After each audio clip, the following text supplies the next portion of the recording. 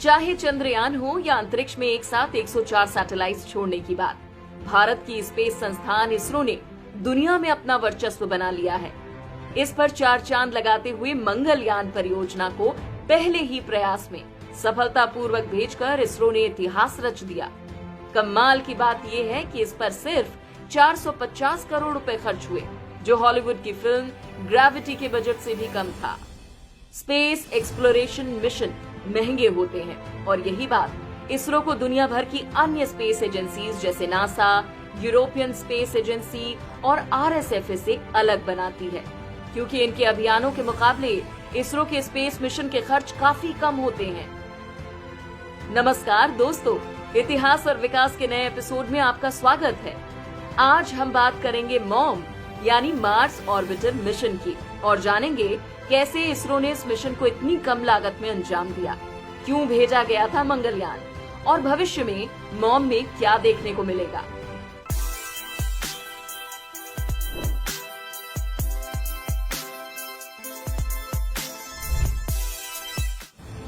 वैसे तो Indian space research organisation यानी इसरो ने कई स्पेस मिशन को अंजाम दिया है, जैसे इनसैट जो भारत का पहला कम्युनिकेशन सैटेलाइट था और Indian regional navigation satellite system जो हमारा पहला नेविगेशन सैटेलाइट था।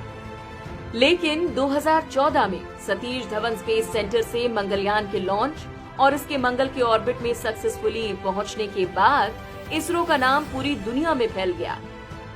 उसी समय नासा द्वारा भेजे गए मार्स मिशन मैविन का खर्च $582 मिलियन था और मार्स ऑर्बिटल मिशन का सिर्फ $74 मिलियन।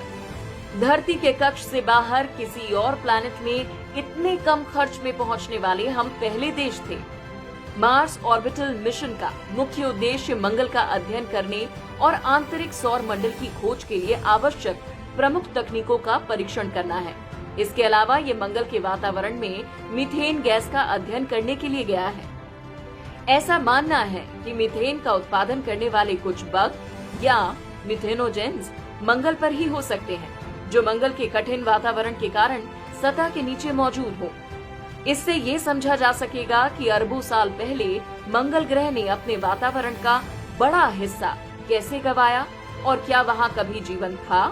मंगलयान मिशन की एक लेटेस्ट खोज से पता चला है कि मंगल ग्रह पर धूल भरी आंधी सैकड़ों किलोमीटर तक उठ सकती है। मार्स ऑर्बिटल मिशन को इतनी कम लागत में सफलतापूर्वक करने के पीछे एक मुख्य कारण था इसका वेट, जो केवल 1337 केजी था। इससे हमने फ्यूल में काफी खर्चा बचाया, क्योंकि रॉकेट जितना हैवी होता है उसका फ्यूल कंजम्पशन उतना ही ज्यादा होता है। मंगलयान को धरती के कक्ष से बाहर भेजने के लिए PSLV C25 रॉकेट का इस्तेमाल हुआ था, जो 1750 केजी तक का वजन लेकर जा सकता है। ऐसे अभियानों पर काम करने वाले वैज्ञानिकों और इंजीनियर्स पर भी सबसे ज्यादा खर्च आता है और भारत में मानव संसाधन सस्ते हैं। इसके अलावा महंगे विदेशी पुर्जों के बजाय देसी पुर्जे लगाए गए और चीजों को सरल करने पर फोकस किया गया।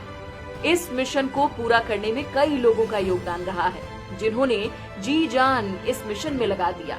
ये हैं के Radhakrishnan, M Annadurai, S Ramakrishnan, SK Shiv Kumar, P कुन्नी कृष्णन, चंद्रदत्तान, AS किरण कुमार, MYS प्रसाद, S अरुणन और V कोटेश्वर राव। इन लोगों के बिना ये अविश्वसनीय कार्य असंभव था। मार्स ऑर्बिटर मिशन अंत नहीं, एक शुरुआत है। इसरो भविष्य में एक और मंगल ऑर्बिटल मिशन को अंजाम देने की तैयारी में है। मिशन के लिए वास्तुकला को अंतिम रूप दिया जाना बाकी है और इसमें लैंडर और रोवर भी हो सकते हैं। भारत ने दुनिया को दिखाया कि अगर आप चाहें तो अपनी क्षमता के हिसाब से कुछ भी कर सकते हैं। बस आप में वो समर्पण और दृढ़ निश्चय होना चाहिए। मिलते हैं अगले वीडियो में, तब तक के लिए गुड बाय।